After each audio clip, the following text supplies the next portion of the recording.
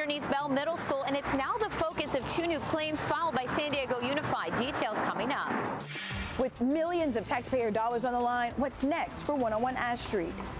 Plus, San Diego and Los Angeles counties move into the high COVID-19 activity level, what it means and what you can do to stay safe. Chula Vista breaks ground on a new homeless shelter. We'll tell you why this one is so unique. What is it like to be in the military as a member of the LGBTQ+ community? What issues are they facing? And instead of books, it's DVDs and Blu-rays, where this free little blockbuster popped up. CBS 8 News Live at 6 starts now. A legal fight is growing over a schoolyard built over an old landfill. Good evening and thanks for joining us. I'm Marcella Lee. I'm Carlo Cicchetto. San Diego Unified is preparing to sue the cities of La Mesa and National City to pay their part in monitoring emissions from the landfill underneath the playing field at Bell Middle School in Bay Terraces. Our Shannon Handy is working for you on this story and has more on the legal claims and the community's concerns. This is something a lot of the families around here didn't even know about. That landfill sits underneath a portion of one of the playing fields here at Bell Middle School. The municipalities of La Mesa and National City used it back in the 60s. Once the campus was built, they were supposed to help clean it up and monitor it. But according to these new claims, the district says they haven't been doing their part. CBS 8 obtained the claims through a public records request. They were filed by San Diego Unified back in March. One is against National City, the other La Mesa. They both state each municipality, quote, generated, transported, disposed, and/or arranged for the generation, transportation, and/or disposal of the waste at or around this site, adding hazardous substances were released and continue to be released to the environment, resulting in past and ongoing contamination at and around the site. A legal claim is considered a precursor to a lawsuit. The district is seeking more than $10,000 from each city, saying the district has incurred and will continue to incur damages investigating and responding to the impacts of the waste at the site. Though the claims do not specify if the area is harmful to people's health, the fact they've been filed in the first place is causing concern. It's the part of the school where the playground is, and so it's very alarming. Francine Maxwell is the chairwoman for Black Men and Women United, which runs a pantry at the school. While she knew about the landfill, she says families at the school haven't been educated about it or the potential health risks. What do you think should happen moving forward? We should have an emergency town hall with our elected officials and have Sandag there with the maps to show people. Shane Parmalee, a longtime teacher at Bell, says she's worried as well. Our district wouldn't be going after other cities to help clean up and monitor if we didn't need cleaning up and monitoring to be happening. We took those concerns to the district by email. A spokesperson said kids and staff are safe and that, quote, there is strict monitoring we must conduct as outlined in the landfill safety plan to ensure the old landfill does not impact community health. Vents are located throughout the field to release methane gas from the decomposition of the waste. A flare station sits at the southeast corner of the athletic field where methane gas is burned off. According to a 2011 environmental impact report, the methane gas did not exceed current air standard levels. But in regards to water, that same report revealed, quote, volatile organic compounds were detected in the groundwater underneath Bell. And according to a 1989 Los Angeles Times article, the county closed the field in 1989 because of a methane gas leak. Maxwell wants more reassurance the public is safe, suggesting additional testing is needed, and our elected officials need to get involved. We're so pleased that your station has taken the opportunity to educate the community, and now we're looking to our electeds to do something. Shannon Handy, CBS 8. Thanks, Shannon. Now, we did reach out to National City and La Mesa. Both had no comment. We will continue to follow up on this story. A similar lawsuit was filed by San Diego Unified against the county in 2004. In 2010, the county agreed to pay $950,000 to help monitor and clean up that landfill. For more information on that and today's story, just visit CBS8.com. And don't forget, here at CBS 8, we're working for you. If there's an issue you'd like us to look into, email us at workingforyou@cbs8.com.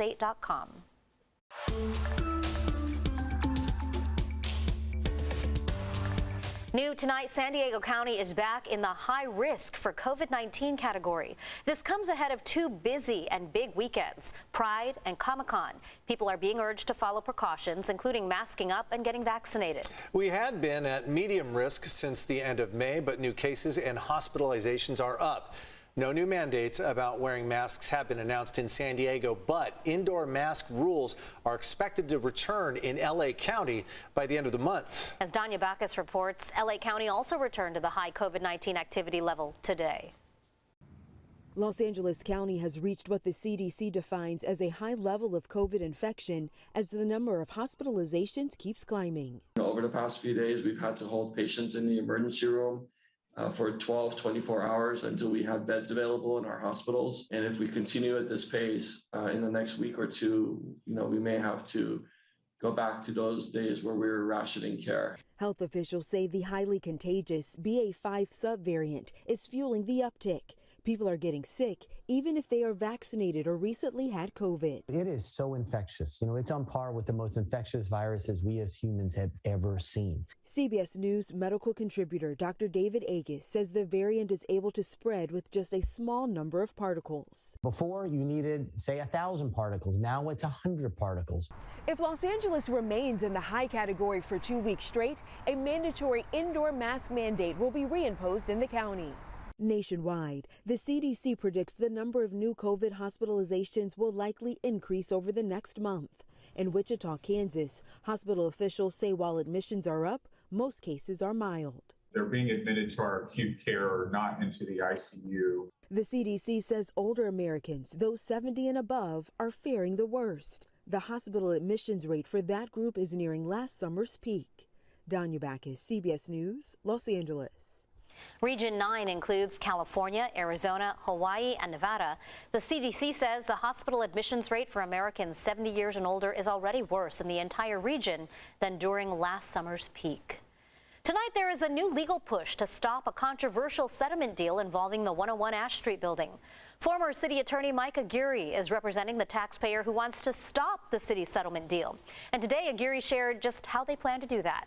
CBS 8's Kirsten Holmes was at the news conference today and joins us now with the details. Kirsten? Hey there, Marcella. I'm live here at 101 Ash Street. I want you to see this building at the center of this controversy where millions of taxpayer dollars are on the line. Now, the city says they're stuck between a rock and a hard place with the deal, and they want to stop taxpayer dollars from going to a lengthy lawsuit. Meanwhile, critics of the deal say it was illegal from the start.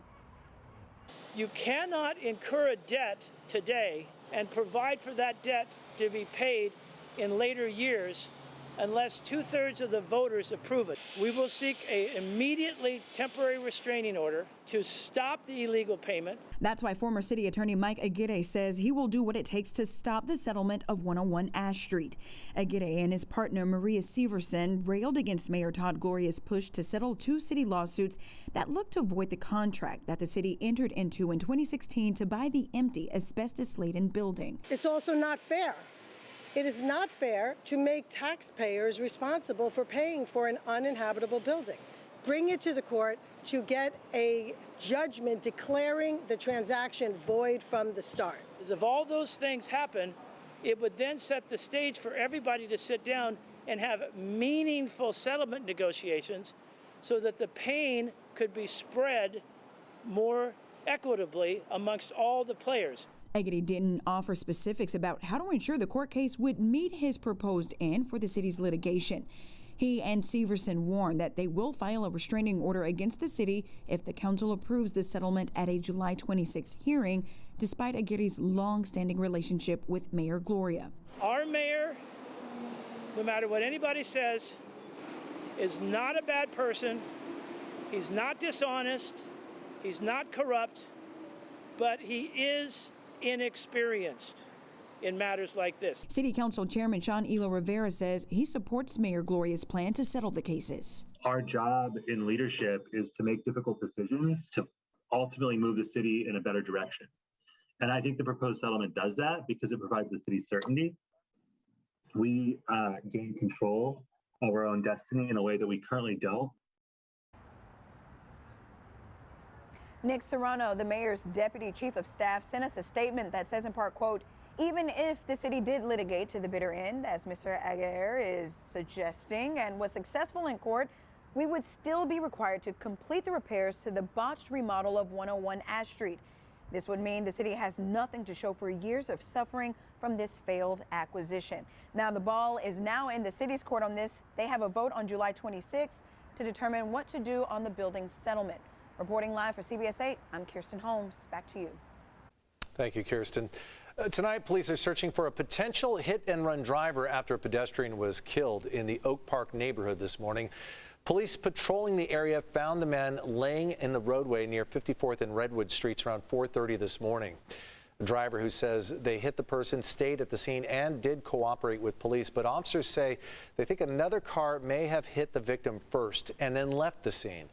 No charges are expected for the driver, who stayed on scene. Border agents are celebrating a big bust tonight that stopped more than 100 pounds of illegal fentanyl from hitting our streets. Agents say they confiscated fentanyl powder and pills concealed in food products at the Otay Mesa port of entry. They did so back on July 3rd. The drugs were hidden in flour bags, ground coffee cans, creamer cans, and powdered milk cans. Two men trying to cross with the drugs were stopped at an inspection point and are now in jail. A gallon of gas is under $6 in San Diego tonight, the lowest it's been since May. The price was down almost 4 cents today, with the average now sitting at $5.98. It's the 29th day in a row prices have dropped. During that streak, it's gone down almost 40 cents. However, gas, it's still $1.68 more than it was at this time last year.